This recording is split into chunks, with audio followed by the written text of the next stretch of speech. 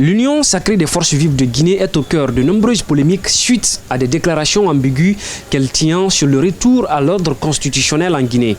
Aujourd'hui, à travers ce décryptage, Citoyen TV veut éclairer la complexité de cette démarche et identifier les raisons pour lesquelles la position de certains de ses membres est perçue comme confuse et incohérente.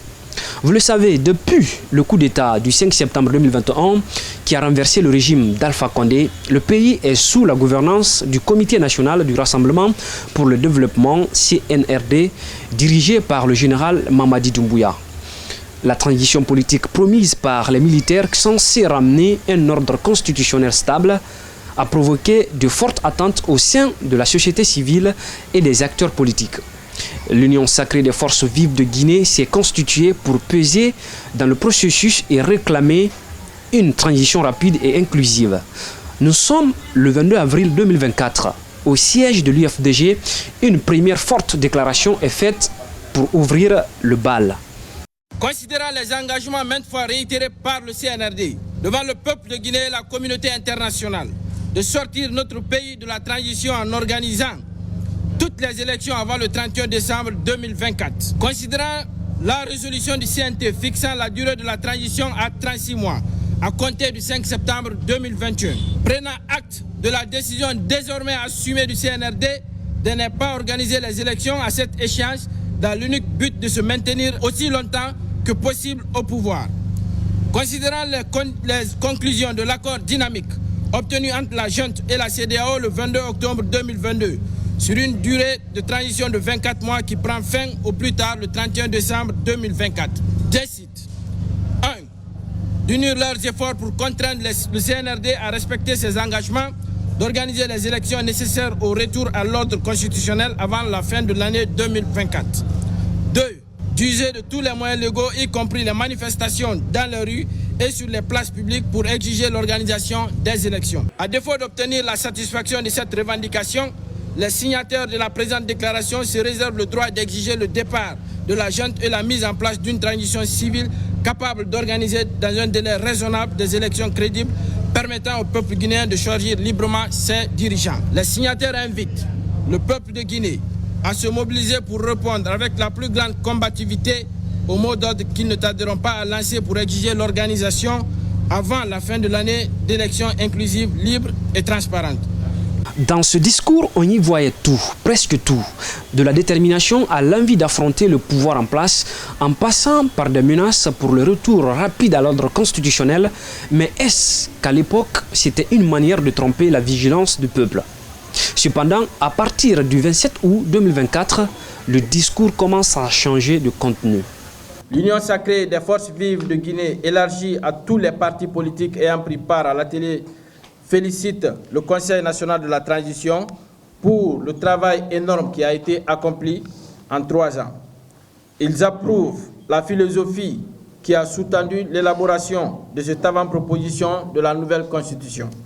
L'Union sacrée des forces vives de Guinée, élargie à d'autres structures politiques ayant pris part à l'atelier de Kindia, exhorte au gouvernement d'emboîter le pas du Conseil national de la transition qui a fait un travail remarquable pour le retour à l'ordre constitutionnel et invite les deux entités politiques, à l'occurrence le RPG et l'UFDG, de bien vouloir reconsidérer leur position par rapport au contenu de l'avant-proposition de la nouvelle constitution, vu la participation active de plusieurs partis politiques membres de leurs coalitions respectives.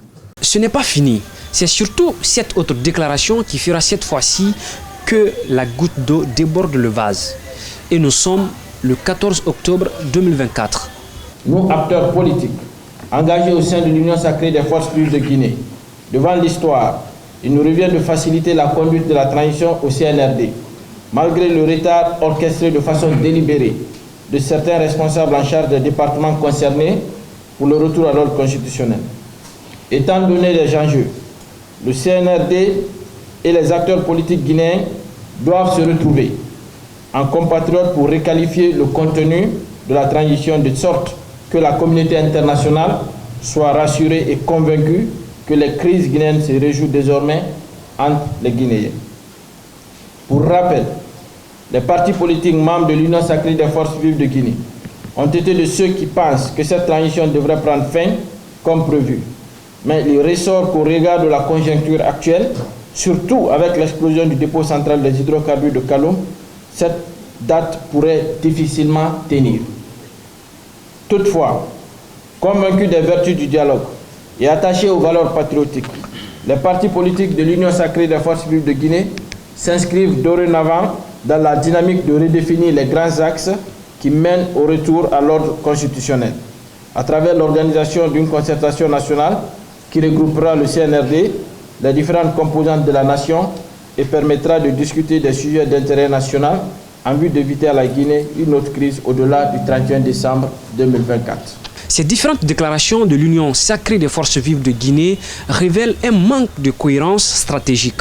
D'une part, elles dénoncent la lenteur du processus de retour à l'ordre constitutionnel et réclament un calendrier plus clair pour des élections crédibles. D'autre part, elles adoptent parfois un ton conciliant avec les autorités de la transition, ce qui brouille leur message. Cette ambivalence donne l'impression que l'Union sacrée des forces vives de Guinée tangue entre une posture d'opposition et une tentative de collaboration avec le régime militaire.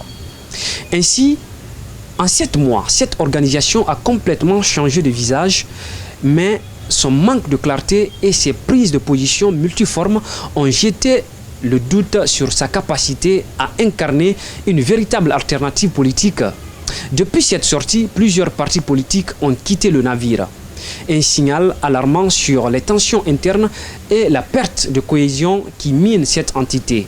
Ces désengagements exposent plusieurs failles. D'abord, les désaccords stratégiques. Les membres démissionnaires ont exprimé leur frustration face à l'absence de ligne claire et de leadership au sein de la coalition. Méfiance mutuelle. Les membres qui se retirent dénoncent parfois une gestion opaque ou des décisions non consensuelles. Le retrait de ces membres pourrait sans doute affaiblir la position de la coalition et remettre en question sa capacité à incarner une force unifiée pour défendre un retour démocratique en Guinée. L'absurdité de leur démarche a contribué à fragiliser leur crédibilité auprès de leurs pairs. De façon subtile, cela a d'ailleurs été confirmé par le coordinateur de la dite structure lors de leur récente sortie. Pour lui, tous les moyens sont bons pour atteindre son objectif. Lorsque vous êtes en politique, vous devez noter une seule chose. Vous n'évoluez pas avec les valeurs absolues. Aujourd'hui, vous pouvez être avec un adversaire. La politique, elle est dynamique et un politicien s'associe avec toute personne qui peut lui permettre d'atteindre ses objectifs. Peu importe le chemin à suivre.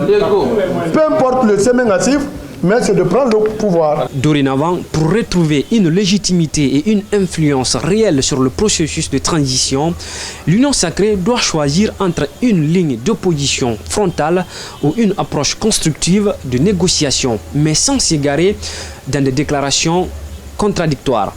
À quel jeu joue-t-elle quand on sait que le pays traverse une période où rien n'est clair en ce qui concerne les tenants et les aboutissants d'une transition dont l'issue du parcours reste encore obscure?